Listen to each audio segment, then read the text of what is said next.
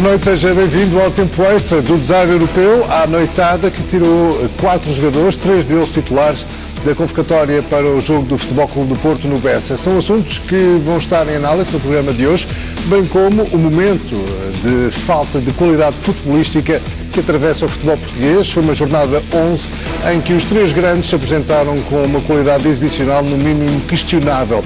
Também expresso no fraco rendimento europeu, quer do Benfica, quer do Futebol Clube do Porto. Já sabe que pode participar no debate através do Facebook, em facebook.com/Tempo Extra. Vamos ao televoto com a seguinte pergunta: qual é o presidente que inspira mais confiança entre os grandes? Considera que é Luís Filipe Vieira, liga o 760-300-521. Se pensa que é Pinto da Costa, marca o 760-300-522. Se acredita que é Frederico Varandas, liga o 760-300-523. O custo de cada chamada é de 60 cêntimos mais IVA. Temos ainda 3 perguntas nos inquéritos online. O Futebol Clube do Porto geriu bem o caso da noitada, sim ou não? É bom para o Sporting se Frederico Varandas conseguir acabar o mandato como presidente, sim ou não? E por fim, de quem é a maior responsabilidade do fracasso do projeto europeu do Benfica? De Luís Filipe Vieira, de Bruno Lage ou de ambos? Pode responder até ao final do programa através do site da SIC Notícias.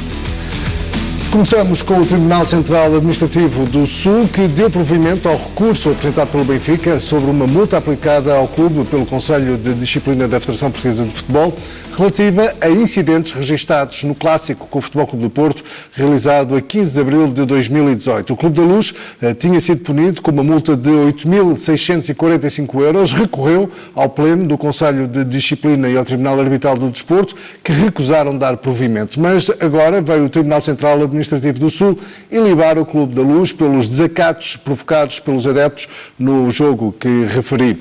Ou seja, Rui Santos, muito boa noite. Poderemos estar aqui perante um verdadeiro imbróglio jurídico. Boa noite, João. Boa noite aos telespectadores. Bom, eu acho que aqui a grande questão é, na verdade, se os clubes são ou não responsáveis pelo comportamento dos adeptos. Isso é fundamental.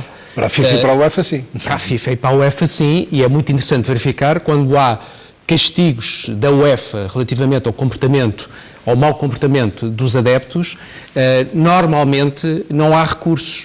E, portanto, digamos que há dos clubes portugueses, e quando eu falo dos clubes portugueses, falo basicamente do Benfica e do Porto, porque já vamos ver que relativamente a recursos, também o Futebol Clube do Porto tem recorrido das decisões do Conselho de Disciplina quando estão em causa mau comportamento dos adeptos. Na verdade, quando isso acontece em relação à UEFA, as coisas são realmente diferentes. E, portanto, quer dizer, eu posso discutir, e podemos discutir todos, se na verdade os clubes devem ser responsáveis pelo comportamento dos adeptos. A questão é que os regulamentos dizem que sim. E se os regulamentos dizem que sim, não faz muito sentido que sejam os próprios clubes que ponham em causa as decisões do edifício jurídico desportivo. E nesse sentido, o que me parece óbvio é que há aqui 2 pesos e 2 medidas. Quando os clubes falam de inconstitucionalidade, bom, então para tudo neste sentido. É que se quiserem pôr os termos, a questão em termos da constitucionalidade ou não constitucionalidade, então a coisa fia mais fino, porque na verdade o futebol em Portugal é genericamente inconstitucional. Basta ver as condicionantes que são colocadas em relação aos direitos mais essenciais de qualquer cidadão, em termos de liberdade de expressão, etc. Como nós todos sabemos, os jogadores estão ultracondicionados, não podem falar. Quer dizer, há um regime, que é um regime controlado, tutelado pelos clubes, que impõe um conjunto de determinações que têm muitas vezes a ver com os seus próprios regulamentos internos, mas também têm a ver com o tal edifício jurisdicional do futebol. Portanto, a questão é, o futebol é um Estado dentro do próprio Estado ou não? Como tu sabes... Assim parece que tem sido ao longo dos anos, não é? Tem sido ao longo dos anos e, portanto, os clubes têm que se decidir. Os clubes têm que se decidir. E há aqui uma coisa que é, eu não dou muita importância em termos de decisão deste Tribunal Central Administrativo de Lisboa. Porquê? Do Sul, sim. Porquê? Porque, normalmente, o que é que vai acontecer? A Federação, o Conselho de Disciplina, vai recorrer para o Supremo. E em relação às decisões do Supremo, essas sim, que são muito relevantes, o que é que aconteceu relativamente a processos que entraram no Supremo relativos a mau comportamento dos adeptos? Houve 13 processos, sabes que nenhum colheu provimento junto do Supremo. O que significa que se o Supremo mantiver, digamos, a mesma linha, não é? A mesma linha em termos de jurisprudência, como aconteceu, eu estava a falar do caso do Porto, eu tenho aqui um acórdão do Supremo relativamente a uma decisão de um jogo de 2017 que teve decisão do Supremo em 2019, já este ano, de um jogo do Porto do Campeonato Nacional. Estive a ler o acórdão. A decisão foi exatamente essa, com uma grande crítica à decisão do Tribunal Central Administrativo do Sul, de Lisboa, no fundo sediado em Lisboa. E, portanto, o que é normal face a essa jurisprudência é que o Supremo não dê acolhimento, digamos, àquilo que foi a decisão do Tribunal. E a ver, vamos, se assim se vai verificar de novo. Rui, olhemos para a qualidade do nosso futebol, nomeadamente nesta jornada 11, nomeadamente quer Benfica, quer Futebol Clube do Porto nas competições europeias, uma qualidade de futebol que está a ficar muito aquém das expectativas dos adeptos. João, eu acho que começa a ser preocupante o que está a acontecer com o nosso futebol. O nosso futebol, e obviamente quando nós percebemos que os clubes mais representativos do futebol português estão a evidenciar dificuldades do ponto de vista exibicional, do ponto de vista da qualidade do futebol, obviamente que, considerando que a nossa liga não é uma liga muito competitiva, evidentemente que o alarme tem que soar, porque se até hoje nós temos tido sempre um campeonato macrocéfalo, três clubes que, quer dizer, dois alternam o Sporting cada vez a entrar menos na discussão do título, mas se estes três clubes perderem qualidade, obviamente que isso afeta a qualidade global do nosso futebol. E, portanto, não é só a questão do aumento da competitividade média, é também a manutenção da competitividade em termos destes três clubes. E isto tudo numa altura em que a própria Liga fala na internacionalização do campeonato português. Com estes atributos, se calhar vai ser mais difícil, não é? Claro, quer dizer, eu acho que nós temos um problema de afetação da nossa imagem, a nossa liga, porque uma coisa é o futebol português ao nível das seleções, não é? E o futebol português ao nível das seleções, até em função daquilo que foi a exportação, e isto depois vem de trás, vem desde a lei Bosman, a abertura das fronteiras, e portanto o jogador português passou a ser um jogador que começou a sair com facilidade para o espaço europeu, e ao nível daquilo que são os nossos melhores jogadores, e com a exportação dos valores portugueses para a Europa, obviamente que a seleção portuguesa ganhou com isso. Mas em termos da competitividade da nossa Liga, nós temos um problema claro. Ninguém liga muito à Liga Portuguesa. E por isso é que tens falado da Liga Ibérica também. Eu acho que começa a ser importante percebermos para onde é que vai o nosso futebol.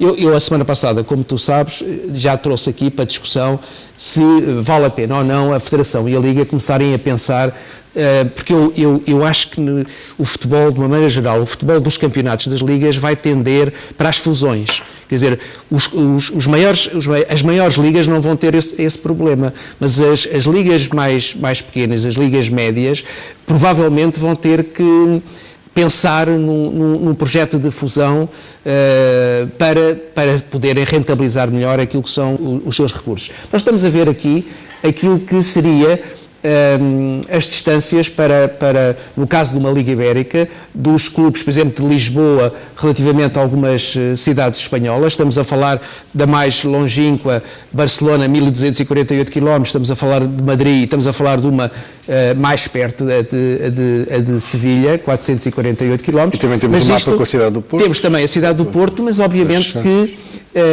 esta reflexão tem que ser feita, inclusivamente, aqui fizemos só a título de curiosidade as distâncias de Lisboa para estas cidades espanholas e do Porto para estas cidades espanholas, e estamos a ver que as distâncias não são um grande problema, mas temos que olhar também para a hipótese de incluir outras equipas portuguesas numa numa chamada Liga Ibérica, por exemplo, sim ou não, que o Sporting de Braga entrar neste projeto, o Vitória de Guimarães entrar neste projeto e depois saber o que fazer em termos nacionais. É obviamente que um campeonato, uma Liga Ibérica ia suscitar, do ponto de vista de um maior entusiasmo dos adeptos, etc., porque nós estamos a ter grandes dificuldades nas assistências, o nosso futebol está a minguar.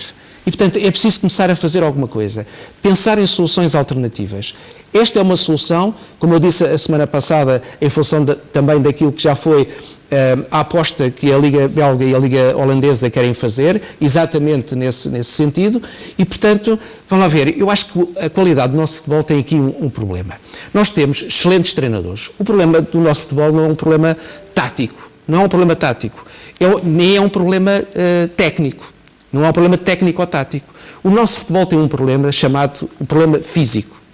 Porque nós, executantes, obviamente exportamos os melhores, é natural, exportamos os melhores, mas nós, do ponto de vista tático, do ponto de vista do posicionamento, nós temos um futebol demasiadamente posicional. E nós precisamos de incrementar aquilo que são os níveis físicos das nossas equipas. Eu acho que isto é um problema dos treinadores. Não é um problema tático em termos daquilo que é o posicionamento dos jogadores em campo. Aumentar a exigência e a preparação. Aumentar a exigência e a preparação. Aumentar a exigência nesse sentido, a exigência física e adotar a essa exigência física uma preparação específica também nesse sentido. Porque os jogos estão a ficar enfadonhos. Eu vou-te dizer, João, tu sabes que eu gosto imenso de futebol, as pessoas sabem que eu gosto imenso de futebol.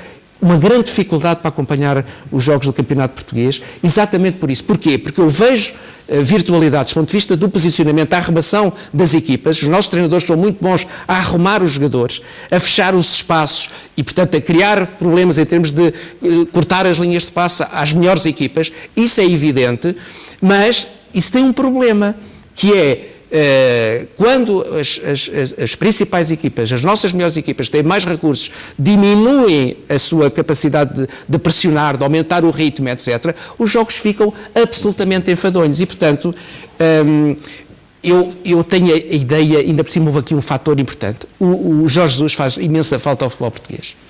Porque tu vês... Quando é que o futebol português teve mais intensidade nas últimas épocas? Quer dizer, demonstrações de equipas que tiveram intensidade no futebol em Portugal. Obviamente que o Porto, o Sérgio Conceição faz um grande esforço. O Sérgio Conceição faz um grande esforço. Estamos a falar de um período de investimento financeiro também diferente. Diferente, é verdade, mas em todo o caso, o que nós vimos, isto tem a ver com questões conceptuais também, do ponto de vista da concepção dos treinadores. O Jorge Jesus fez isto no Benfica, tentou fazer no Sporting, está a fazer no Flamengo. Isto tem a ver com a intervenção do treinador. O treinador exigir, o treinador apostar no treino, o treinador perceber que tem que ter uma determinada conduta em função daquilo que é a capacidade de resposta dos jogadores. E se os treinadores em Portugal se limitarem a arrumar os jogadores em campo, cortar as linhas de passe, fecharem, e não se preocuparem com questões que têm a ver com a preparação física dos jogadores, nós vamos ter uma liga cada vez mais residual e cada vez mais desinteressante. E isto é um problema que nos devia fazer pensar muito. E por falar em liga, vamos à nossa Liga Real.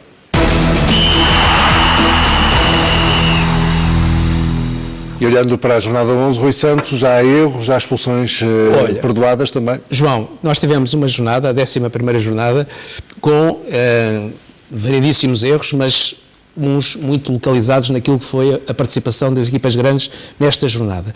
E nós tivemos, de facto, 3 expulsões perdoadas e tivemos 3 penaltis não assinalados. E, portanto, vamos ver, o VAR, e estamos a ver aqui, a introdução do VAR, ainda esta semana ouvi vários treinadores a referir-se ao VAR e que o VAR é uma ferramenta essencial, eu continuo a pensar que é uma ferramenta essencial. Tem que haver evolução, tem que melhorar, mas não há dúvida nenhuma que o futebol ganhou verdade com a introdução do vídeo-árbitro. Mas há situações, e nomeadamente em Portugal, em que tem que ser, quer dizer, o VAR, a equipa de VAR que está na cidade do futebol tem que ter a atenção a 200%. Não pode ter a 50%, nem a 80%, nem a 90%. Tem que ter a 200%. E há questões que têm a ver, eu acho, com falta de atenção e falta de concentração. Nós temos um conjunto de imagens que vamos passar. E vamos começar... Em que fica difícil... difícil... pelo Boa Vista Porto, minuto 85, um lance entre Ricardo Costa e Danilo. E fica difícil perceber como é que o VAR não vê estas situações. Nós estamos a ver aqui esta situação do Danilo, que não é apenas... Há uma imagem que nós vamos ver daqui a pouco, que é o Danilo a ser empurrado. Não, esta não é melhor, mas esta é. Portanto, o braço esquerdo do jogador do Boa Vista a empurrar claramente o Danilo. E esta é uma situação, ainda por cima, ele é pisado. Repare-se, não é só o empurrão com o braço, é também o jogador que é pisado, não é? E, portanto, na tua ótica, é uma dupla falta. O VAR tinha condições para intervir de outra forma. É evidente que nós sabemos que o protocolo diz situações indiscutíveis. Isto, para mim, é uma situação indiscutível. É uma situação indiscutível que o árbitro, naturalmente, tem dificuldade em ver. Passemos para outro lance, Guimarães-Braga, André Horta e Marcos Edwards. Repara, esta situação também, isto é uma situação, para mim, claríssima, que é o André Horta. Aliás, a cara de o André Horta fica a olhar, a ver o que é que vai sair daqui em termos de decisão do árbitro. Mas dá um toque na perna direita do jogador do Vitória de Guimarães, e o VAR tem que ver estas situações. Isto é uma falta demasiadamente clara para não ser assinalada. E temos aqui também ao minuto 37 do jogo Santa Clara Benfica, Rachid sobre Sérvia. Aqui a mesma coisa. Não tanto aqui nesta imagem fica difícil, mas o VAR tem esta imagem aqui. Isto é claríssimo de uma grande penalidade cometida, neste caso, sobre o Sérvio. Aqui pode haver dúvidas, mas o VAR da Cidade do Futebol tem acesso a todas as imagens que há. E esta imagem é claríssima de um derrube, uma falta claríssima que não foi assinalada. E o VAR, em relação a estas situações, não pode ficar nas encolhas, não se pode defender. E vamos olhar para outras situações de possível ao mesmo vermelho, nomeadamente também no jogo Boa Vista Futebol Clube do Porto, Marcano com Heriberto. Esta entrada do Marcano sobre o Heriberto é para vermelho. Quer dizer, isto é uma entrada com força excessiva, perigosa, que vai à canela do jogador, e portanto os árbitros também têm esta função de defender os praticantes, e portanto em situações destas tem que haver uma intervenção do VAR indiscutível. E em situações desta também, em Alvalade, no jogo Sporting Belenenses show com Bruno Fernandes? Esta é outra, isto é um lance de VAR. Isto o árbitro está perto, está relativamente perto, mas pode achar que isto é um choque, mas o VAR tem que ver e aliás o Bruno Fernandes aqui tem toda a razão, ele às vezes discute demasiadamente, mas está com a boca neste caso vê-se que ele foi o braço direito do jogador do Belenenses que atinge o Bruno Fernandes. Isto para mim é uma agressão e o VAR tem que chamar a atenção do árbitro, designadamente para ele ver, quer dizer, se não lhe quer dar, digamos, a decisão e dizer, olha, isto houve uma agressão, que vá ver e que tome, naturalmente, as devidas consequências relativamente ao lance. Voltamos a Guimarães com o lance central Muserati e André Horta. Esta é outra. Isto é uma entrada grave, quer dizer, com força excessiva, que pode lesionar gravemente um jogador, e portanto para estas situações o VAR tem que olhar para isto com outros olhos, com outra atenção, e defender naturalmente a integridade física dos jogadores, porque estas entradas são muito perigosas. Em alta, na nossa Bolsa de Valores, Rui, aquilo que designaste linhas da verdade. As linhas da verdade. Só para dizer uma coisa que eu acho que é neste momento já visível aos olhos de toda a gente, é que para a defesa da verdade desportiva, estas linhas certificadas, a entrada em vigor destas linhas certificadas de fora de jogo, conferem, digamos, outra dimensão à verdade desportiva. Isto foi uma grande vantagem. Para dizer que no jogo do Sporting, o lance do segundo golo, o fora de jogo é de 5 centímetros. E de 105 centímetros significa que deixou de haver questões de discussão. Havia tantas discussões relativamente aos fora de jogo, se é fora de jogo, se não é fora de jogo. Eu vou-te dizer uma coisa, eu estava a observar este lance e dizia-me, mas isto parece-me fora de jogo. E com este ângulo parece-me. E este ângulo, agora, as linhas são certificadas a partir deste momento, obviamente que não há contestação possível, e por 1 centímetro se está fora de jogo, por 1 centímetro não se está. E, portanto, este lance foi dado como golo, e isto representa realmente um grande avanço naquilo que é a defesa da verdade desportiva. E olhamos para a classificação da Liga Real com penaltis também. E portanto, neste momento, obviamente que eu tenho que dizer aqui aos telespectadores que a Liga Real, em determinadas situações, não reflete, por exemplo, as questões das expulsões. Enfim, um dia, numa época para outra, poderemos pensar nisso, mas neste momento, obviamente que há equipas, há jogadores que não são expulsos e deviam ser, etc. E isso, naturalmente, tem uma afetação relativamente aos próprios jogos e aquilo que são os desfechos dos jogos. Mas, em função daquilo que são os nossos critérios, nós estamos a ver aqui algum equilíbrio e, portanto, o Benfica está com 30 pontos na Liga Real, mas também com a contabilidade dos penaltis com os mesmos 30 pontos. O Futebol Clube do Porto com menos 2 pontos em relação à classificação oficial e também relativamente à classificação dos penaltis. O Sporting que está com os mesmos 20 pontos na Liga Real, relativamente à classificação oficial e menos 1 ponto contabilizando os penaltis, os mal assinalados e os não assinalados. E o Sporting Braga está com os mesmos pontos na Liga Real, mas se considerássemos as situações de penalti que deveriam ter sido assinaladas e não foram, e as mal assinaladas, o Sporting Braga teria mais 5 pontos. Vamos relembrar o televoto desta noite. A pergunta é a seguinte: qual é o presidente que inspira mais confiança entre os grandes? Recordo que, se considerar que é Luís Filipe Vieira, liga o 760-300-521. Se acredita que é Pinto da Costa, marca o 760-300-522. E se pensa que é Frederico Varandas, liga o 760-300-523. O custo de cada chamada é de 60 cêntimos mais IVA. Aproveito para colocar uma pergunta dos nossos telespectadores ao Rui Santos. Como analisa o caso de indisciplina de Marchezinho, Uribe, Luís Dias e Saravia? As regras do Futebol Clube do Porto são excessivas. A liderança de Sérgio Conceição está em causa. Rui. Vamos ver, as regras do Futebol Clube do Porto não são excessivas, porque, vamos ver, é natural que os clubes zelem por aquilo que é o comportamento dos jogadores, que são profissionais, são pagos a peso de ouro e, portanto, os jogadores têm direitos e têm deveres. E, portanto, quer dizer, não é preciso discutir todo o conjunto de direitos que os jogadores têm, mas têm os seus deveres e, portanto, jogadores que naturalmente têm desgaste físico, que competem, ainda por cima com a competição a acontecer muitas vezes em pouco tempo, os jogadores têm que ter naturalmente cuidados. E estes jogadores do Futebol Clube do Porto não tiveram. Eu penso que houve aqui muito mau senso, falta de bom senso nesta matéria, desde logo com a marcação de uma festa para aquele dia, sabendo-se que o Futebol Clube do Porto tinha um jogo ainda por cima importante depois de uma derrota na UEFA, e portanto acho que houve aqui falta de senso. E, portanto, eu acho que é indiscutível que o Futebol Clube do Porto, perante uma situação destas, tinha que ter uma atitude. E fez o que devia ter feito. E fez o que devia ter feito. Portanto, do ponto de vista daquilo que foi retirar os jogadores, que são jogadores titulares e que têm uma prevalência importante, 3 deles, 3 em 4, têm uma prevalência muito importante em termos da época que o Futebol Clube do Porto está a fazer. Tirá-los da convocatória, acho que era o mínimo que havia a fazer. Há uma tese que diz que, mas isso é penalizar a equipa porque, no fundo, tirar os jogadores, que são os jogadores que foram comprados para jogar e que têm um valor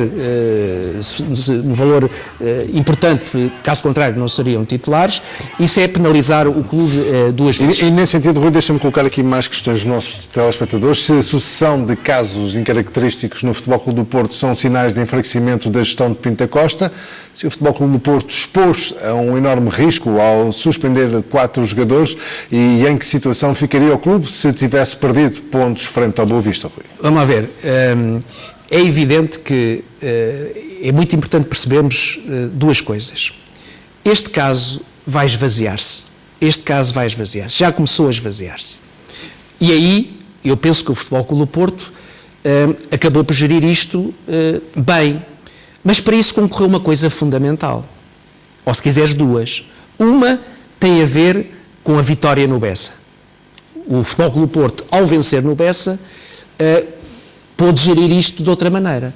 O segundo fator é a questão da ida dos jogadores para as seleções.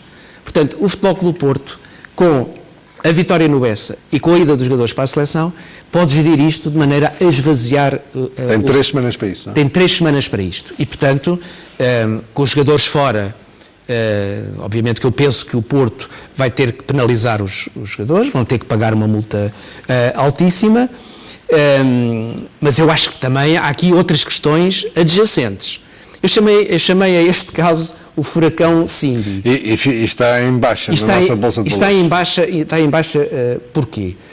Porque, apesar de tudo, apesar de vivermos num tempo diferente, o tempo das redes sociais, etc., mas sobretudo porque nesta festa esteve um empresário, Pedro Pinho, que tem uma relação muito próxima com a administração do Porto, e julgo saber que tem uma relação muito próxima com o próprio presidente Pinto da Costa, eu acho que este furacão Cindy diz muito do Futebol Clube do Porto atual.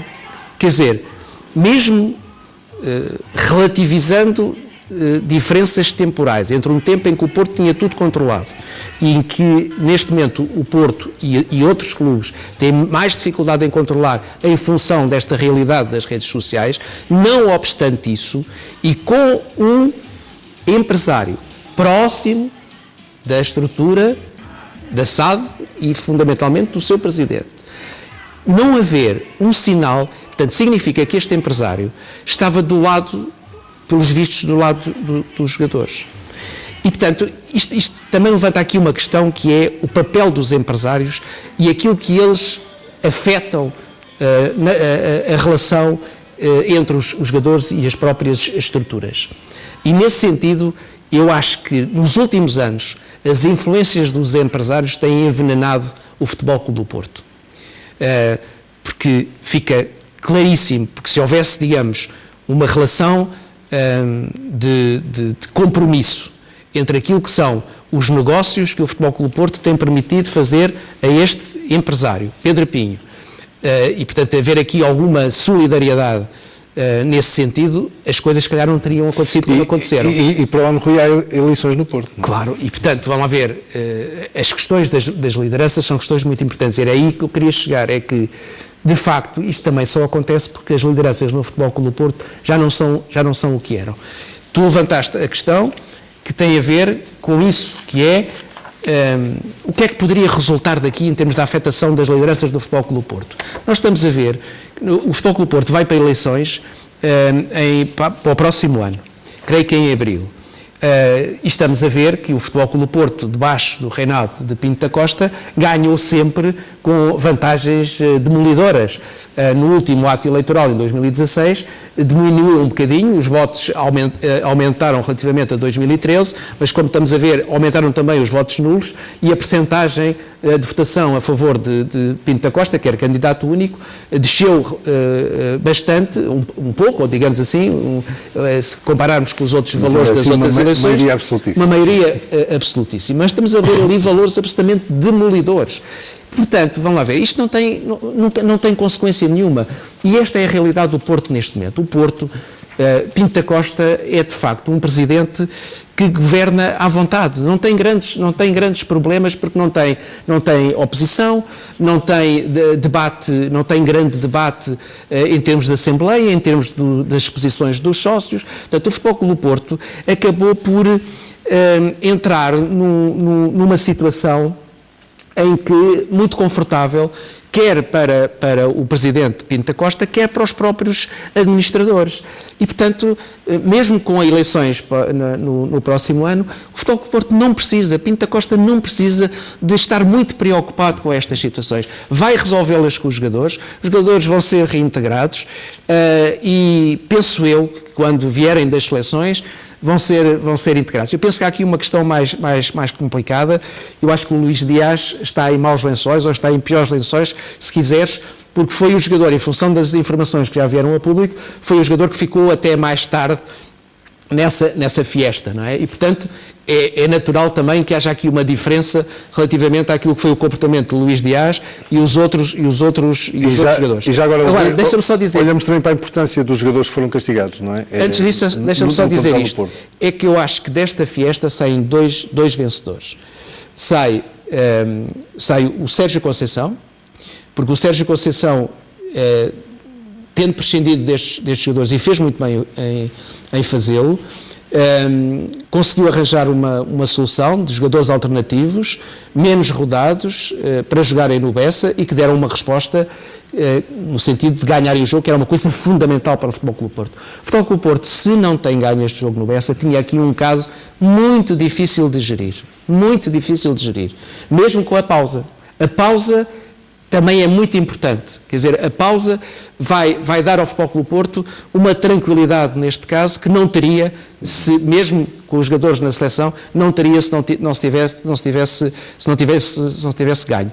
Mas para te dizer também que perante isto, eu acho que Pinto da Costa é uma espécie de presidente museu, isto é, aconteça o que acontecer, o Presidente estará sempre entre os troféus. Estará sempre como uma figura mais ou menos intocável. E esta condição do Presidente Museu dá ao Futebol Clube do Porto esta largueza para resolver as coisas como quiser. Até não emitir nenhum comunicado, não fazer absolutamente nada, gerir depois os seus próprios silêncios, que é aquilo que está a fazer neste momento. E mesmo perante o barulho mediático... E, portanto, eu acho que o Porto... O próprio Sérgio Conceição resolveu a contenda com uma frase, quase. Exatamente. E, portanto, o que também significa que o Porto tem um treinador que dá o peito às balas e, portanto, este Porto que está bentamente fossilizado, isto é, está na sua caverna, não sai da sua caverna, não se moderniza, vive com os seus vícios, vive com as suas virtudes, vive com os seus protagonistas, uns mais aninhados na estrutura e, portanto, não aparecem. Luís Gonçalves não aparece, os administradores só aparecem, Fernando Gomes só aparece para explicar algumas questões de ordem financeira e, portanto, esta é uma situação que o Futebol Clube do Porto vai gerir, mas é evidente que a vitória no Bessa e as seleções abortaram o caso. E olhamos então para a importância dos jogadores que foram castigados por Sérgio Conceição. Comecemos por Marchesín, que tem aqui uma influência brutal na equipa. Claro, porque vamos ver, se na verdade isto acontecendo com jogadores importantes de qualquer clube, deixar de contar com estes jogadores de repente para um jogo ainda por cima tão importante, com um coeficiente de dificuldade tão importante, obviamente que isto podia ser muito complicado para o Futebol Clube do Porto. Nós estamos a falar do Marchesín, que dos 990 minutos feitos pelo Futebol Clube do Porto esta época, 90,9% na Liga, 90,9% de utilização na Primeira Liga e 100% na UEFA, com 5 golos sofridos na Liga e 9 golos sofridos na UEFA. Podemos passar depois, para Uribe também? Uribe, que também é um jogador muito importante, tem sido muito importante no Futebol Clube do Porto, 70,4% de utilização na Primeira Liga, 74,3% na UEFA, portanto, 100 golos marcados também neste momento. Luís Dias? O Luís Dias, a mesma coisa, é um jogador que, enfim, tem alternado a titularidade com a não titularidade e, portanto, a percentagem de utilização baixa ali um bocadinho em termos de Primeira Liga, 66,1% contra 61,3% na UEFA, com 2 golos marcados em cada competição. E por fim, Renzo Saravia. E o Saravia, esse sim, não tem tido grande utilização, era um jogador que o Futebol Clube do Porto tinha muitas esperanças que fosse titular, mas até agora, como se sabe, tem apenas uma percentagem de 7% de utilização na Liga Europa. Rui, convido-te a ir até ao nosso video wall, porque chegamos ao momento 4-3-3.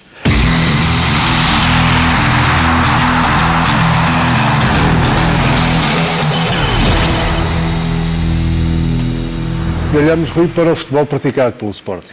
Exato, vamos ver. Eu acho que uma das coisas que nós tínhamos falado há pouco tinha a ver exatamente com a falta de qualidade no futebol em Portugal. Eu acho que o Sporting tem contribuído um pouco, não obstante as últimas 2 vitórias que conseguiu. A verdade é que o futebol praticado tem sido um futebol de pouca qualidade. E na verdade, isso acontece também em função, não apenas do meu ponto de vista, relativamente àquilo que é a qualidade dos jogadores do Sporting, há aqui uma falta de qualidade dos jogadores do Sporting em relação ao seu plantel, mas também às mexidas que o Jorge Silas fez e introduziu nos últimos jogos. E nós estamos a ver aquilo que foi o 11 inicial apresentado pelo Jorge Silas no jogo com o Belenenses Stade, e, portanto, o que é que aconteceu?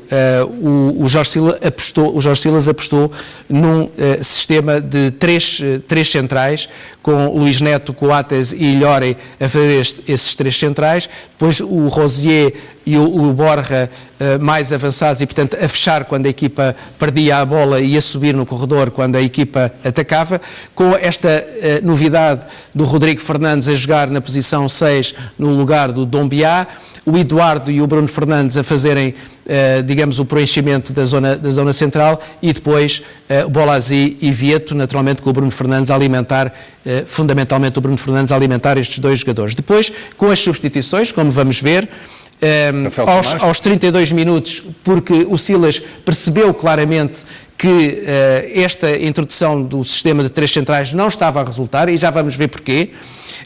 O Camacho entrou para o lugar do Luís Neto, e naturalmente o Sporting mudou o seu sistema de jogo, passou a jogar com uma defesa de 4, com o Rosier já mais baixo e o Borja mais baixo, Coates e Illórey na zona central, o Rodrigo Fernandes ainda na posição 6, o Eduardo e o Bruno Fernandes na zona central, e então o Camacho, Bolasie e Vieto a fazerem, digamos, o tridente ofensivo. Com esta mudança, o Sporting manteve ainda algumas dificuldades, e foi depois com as substituições a seguir que o Sporting melhorou um pouco a sua qualidade de jogo, fundamentalmente na parte final. A saída de Rodrigo Fernandes teve muito a ver exatamente com uma certa inadaptação do próprio Rodrigo Fernandes a este jogo. Ele não conseguiu ter muita bola, não conseguiu ser um jogador de fazer ligação para o ataque, e isto tem muito a ver, do meu ponto de vista, com aquilo que ou que são as características dos jogadores do Sporting. Estes jogadores do Sporting não são jogadores bons de bola, isto é, o Silas tem uma concepção de jogo em que quer que a equipa comece a construir de trás para a frente e quer que a equipa tenha posse a partir da linha mais defensiva e que os jogadores mais defensivos transportem a bola nesse momento de construção. O que acontece é que já tínhamos visto que os três centrais, e também com este sistema de dois centrais, estes jogadores, ainda por cima sem o Mathieu, têm muito mais dificuldade em pegar na bola e levar a bola para a frente. Depois ainda entrou o Luís Filipe. E depois ainda entrou o Luís Filipe para o lugar do Eduardo, e foi aqui, nesta altura, portanto aos 66 minutos, a partir daqui, num sistema em que claramente o Sporting passou a pressionar mais alto, que com Dombiá e Bruno Fernandes na zona central, o Vieto um pouco mais adiantado, mas também mais colocado na zona interior, o Bolasie e o Camacho sobre as alas e o Luís Filipe na frente, que o Sporting conseguiu então marcar os seus golos. Mas vamos ver como é que se movimentavam esses três centrais, Rui. Eu apanhei na fase inicial do jogo esta imagem, acho que é uma imagem importante para percebermos o que é que acontece. Isto teve a ver com a opção inicial do Jorge Silas, os três centrais, estamos a ver Illórey, Coates e Luís Neto, portanto Coates no meio, e estamos a ver aqui numa situação em que Illórey e Coates têm o controle da posse de bola. E o que é que estamos a ver? Estamos a ver então o Borja e o Rosier no corredor, portanto natural, neste sistema os laterais têm que estar mais subidos e descem quando a equipa perde a bola, e depois, como estamos a ver ali, o Bruno Fernandes numa zona mais adiantada, com o Eduardo relativamente perto do Rodrigo Fernandes, tinha aqui uma missão mais defensiva, o Bolasie e o Vieto na frente. Vamos olhar para outro momento, Rui, também. E esse momento é muito interessante para se perceber, e penso que este é que é o momento 4-3-3, para se perceber as dificuldades, porque é que o Sporting teve muitas dificuldades na primeira parte. Teve a ver exatamente com isto. Repare-se, três centrais do Sporting, e depois repare-se na pressão alta feita pela equipa do Belenenses Sade. Estes jogadores que estão aqui com este cone de luz, digamos assim, sobre os jogadores do Belenenses, repare-se na atitude e no posicionamento destes jogadores relativamente à pressão alta feita sobre os jogadores do Sporting. Os jogadores do Sporting têm muita dificuldade, como se está a ver aqui, repare-se no posicionamento dos jogadores do Belenenses, cada qual a tentar marcar um jogador do Sporting, e com esta pressão alta, isto repetiu-se variedíssimas vezes no jogo do Sporting durante a primeira parte. Repare-se, os jogadores do Belenenses, todos eles, sobre os jogadores do Sporting, sobre o portador da bola e sobre os jogadores do Sporting, que tiveram muita dificuldade em sair desta teia. Foi por esta razão que o Sporting realmente teve muitas dificuldades na primeira parte e, portanto, o seu futebol também foi muito pobre, não apenas pelas dificuldades dos jogadores do Sporting em termos de posse de bola, mas sobretudo também por aquilo que teve a ver com a capacidade dos jogadores de Belenenses em pressionar alto e, portanto, reduzirem os passos de penetração da própria equipa do Sporting. Rui, estamos a 8 minutos do fim, vamos olhar para os protocolos do Sporting com os seus claques essas que já estão oficialmente suspensas. Este tema é um tema que eu considero fundamental para se perceber realmente o que é que está a acontecer no Sporting. Esta questão das claques, eu penso que deve ser relevada em termos da dimensão que ela tem ou pode ter no futebol em Portugal. Ainda não há sinais de preocupação do Governo relativamente a esta situação, mas o que está aqui em causa basicamente é a regularização de uma situação da relação das claques com os clubes de futebol que não pode parar apenas naquilo que tem sido a intervenção, a lógica de intervenção do Presidente do Sporting. Eu chamo a atenção para o Estado, o papel do Estado nestas matérias é fundamental. Estamos a ver aqui algo que tem a ver com o debate que está a ser feito relativamente às diferenças de protocolo. O protocolo em 2017, o último protocolo antes da entrada de Frederico Varandas como Presidente do Sporting, e 2019 já este protocolo, portanto, antes da anulação do que estava protocolado em 2019. Quais são as diferenças? Bilhetes grátis, em 2017 eram entregues 875 bilhetes às claques do Sporting, com o último protocolo já debaixo da presidência de Frederico Varandas, 0 bilhetes. Bilhetes pré-pagos, 500, com Frederico Varandas aumentar os bilhetes pré-pagos para 875. Nas game boxes nominais, 0 no tempo de Bruno de Carvalho, 400 game boxes nominais com Frederico Varandas, com 50% de desconto. Depois, o que é que nós temos? Se nós somarmos os bilhetes grátis, os bilhetes pré-pagos e as game boxes nominais, chegamos a estes valores que têm a ver com os custos do Sporting. Para preços de sócio, em 2017, com o protocolo anterior, estávamos a falar numa verba total de 689 mil euros.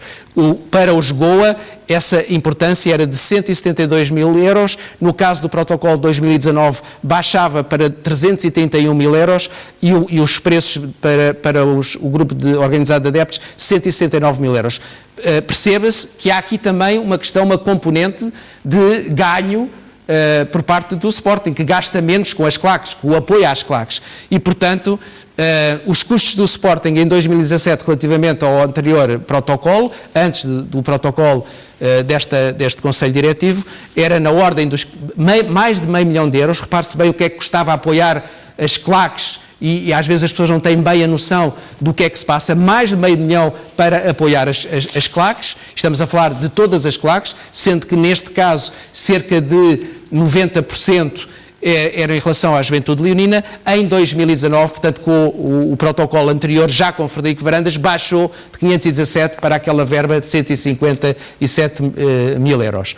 E, portanto, a diferença que se estabelece é de 365.250 euros e, portanto, houve aqui uma quebra em termos da despesa do apoio às claques de cerca de 70,7%. E agora 100%, não é? E agora 100%, para dizer que este era o último protocolo e que, entretanto, agora deixou de haver esse apoio e, portanto, neste momento o que se discute é fundamentalmente a questão do esvaziamento das sedes destas organizações, e isso vai ser um processo provavelmente também complicado. Vamos ver quanto tempo é que isso vai demorar, sendo certo, no entanto, que as pessoas começam a ter a convicção que naturalmente não estava aqui em causa apenas o apoio às equipas desportivas, que isto é que tem que ser o objeto da participação, do envolvimento das claques, tem que ser o apoio aos clubes incondicionalmente, para ter estes benefícios.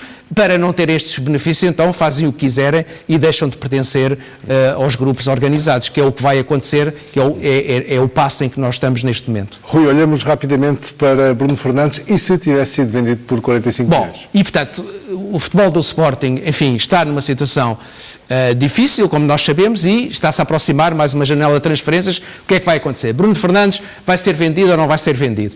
Esta é a questão que os sportinguistas também querem saber, e neste momento o que eu devo dizer, em função daquilo que também apurei, é que não há nenhuma certeza relativamente a essa situação.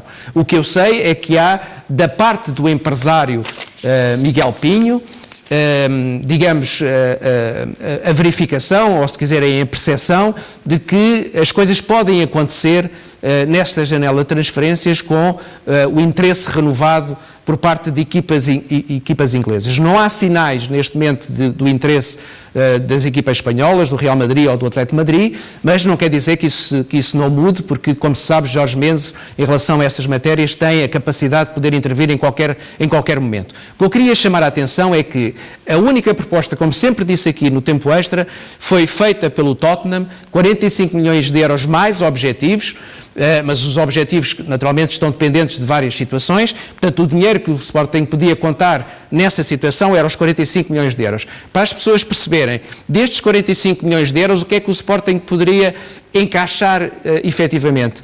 Teria que pagar 10% de intermediação, portanto, ao empresário Miguel Pinho, que tinha naturalmente depois que acertar as suas contas com Jorge Mendes. Para a banca iam 22 milhões e meio de euros, para o Sampdoria 3,6, onde Bruno Fernandes esteve, como se sabe, para o Boa Vista 2,3 e, portanto, 32,9 destes 45 estavam entregues à partida. Sobravam 12 milhões,1 de euros para o Sporting depois poder gerir.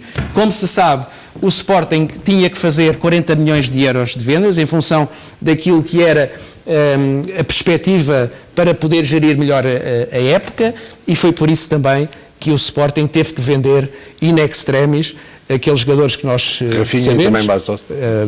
Rafinha, Bas Dost, o Thierry Correia.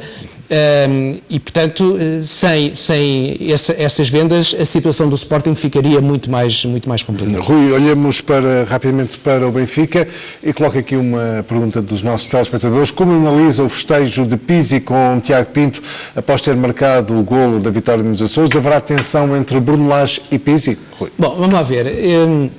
O Pizzi é um jogador que eu acho que é fundamental, quer dizer, se o Bruno Lage não entender isso, não entende nada. O Pizzi joga e faz jogar, o Pizzi é um jogador fundamental no Benfica e, portanto, não o colocar a jogar em termos de espaço europeu, acho um perfeito disparate. E por isso está em alta na nossa Bolsa de Valores? Está em alta na nossa Bolsa de Valores, por aquilo que fez neste último jogo, foi fundamental. Aquela questão que está a ser falada relativamente aos festejos do gol que marcou, não ter contemplado Bruno Lage, é um sinal, eu acho que é um sinal. Eu, se estivesse no lugar do Pizzi, obviamente que o lugar comum de que os profissionais têm que estar disponíveis e têm que compreender o que aconteceu com o Cristiano Ronaldo, como nós sabemos, não gostam de não jogar, não gostam de ser substituídos, todas essas coisas, faz parte do futebol. Mas há uma coisa que me parece evidente. Esta é a equipa do Benfica, joga menos se não jogar Pizzi. E para jogar menos, quer dizer, não se fazem apostas para se ganhar a Liga dos Campeões daqui a uns anos, nem se fazem apostas para reconstruir o Benfica europeu no imediato. E, portanto, o Pizzi, se é um dos melhores jogadores, tem de jogar. Agora, o Lage, eu acho que, por outro lado, o Lage está a perceber o que é o futebol, começa a perceber o que é o futebol.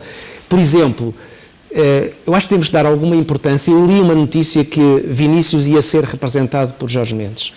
E o meu raciocínio foi logo este. Bom, em função daquilo que foram as movimentações do Benfica, a venda do João Félix, a entrada antes do Raul de Tomás, depois a contratação de Vinícius, tudo isto parece ter aqui realmente um denominador comum. E é um denominador comum que vai sempre parar a Jorge Mendes. E eu acho que é isto que uma franja importante de adeptos do Benfica não compreende. E depois há outra coisa que eu acho que os sócios do Benfica e os adeptos não compreendem, é que este Benfica está a jogar de farda. Quer dizer, parece que o Bruno Lage quer que os jogadores sejam todos iguais. Os jogadores não são todos iguais. O Pizzi não é igual a mais nenhum jogador no Benfica. Rui, o nosso tempo chegou mesmo ao fim. Temos ainda um contador que já dá 46 claro, dias, não é? Enfim, não vamos deixar de contar, porque assinalámos isso e consideramos que foi um episódio lamentável do Presidente do Benfica, protagonizado pelo Presidente do Benfica, que tem eleições também na próxima época, e portanto eu acho que ele teve a oportunidade de resolver isto a contento. Obviamente que ele está a contar com a má memória das pessoas, tudo isto é tudo muito volátil, é tudo muito efêmero, as pessoas esquecem-se rapidamente, mas em nome daquilo que são os bons procedimentos, e os bons procedimentos devem ser defendidos pelos líderes, devem ser defendidos pelos presidentes em primeira análise, sabemos que isso muitas vezes não acontece, mas teve aqui uma oportunidade para mostrar o que é liderar, e liderar com rigor, com autocrítica, com sentido de autocrítica e também com a noção daquilo que representa o Benfica para os benfiquistas, mas não apenas para os benfiquistas, para os portugueses em geral, que reconhecem no Benfica uma grande instituição que se deve reger por princípios de urbanidade e que não são compagináveis com aquilo que foi uma atitude que toda a gente sabe dentro do Benfica, que o Presidente do Benfica não podia ter. Rui, até para a semana. Vamos dar conta apenas do resultado final do televoto. A pergunta era qual é o Presidente que inspira mais confiança entre os grandes? Ora, Luís Filipe Vieira teve 8% dos votos, Pinto Costa 50%, Frederico Varandas 42%. Nos inquéritos online, o Futebol Clube do Porto geriu bem o caso da noitada, 76% diz que sim, 24% que não. É bom para o Sporting se Frederico Varandas conseguir acabar o mandato como presidente, 58% diz que sim, 42% que não. E de quem é a maior responsabilidade do fracasso do projeto europeu do Benfica? 43% considera que é Luís Filipe Vieira, Bruno Lage 17%, ambos 40%. Foi o tempo extra, fica com o cartoon desta semana do Carlos Laranjeira. Boa noite.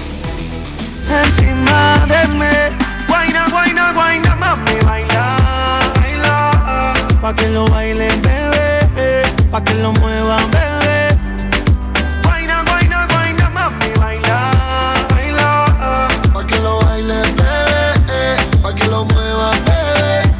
Pa' que lo mueva, que comienza el verano y rico nos vamos. A tu marido en su casa lo dejamos, allá te prendemos y lo navegamos. Pa' Punta Cana no vuelve.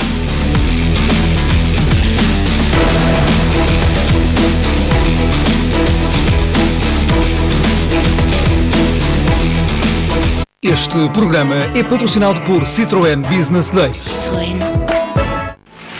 e The Famous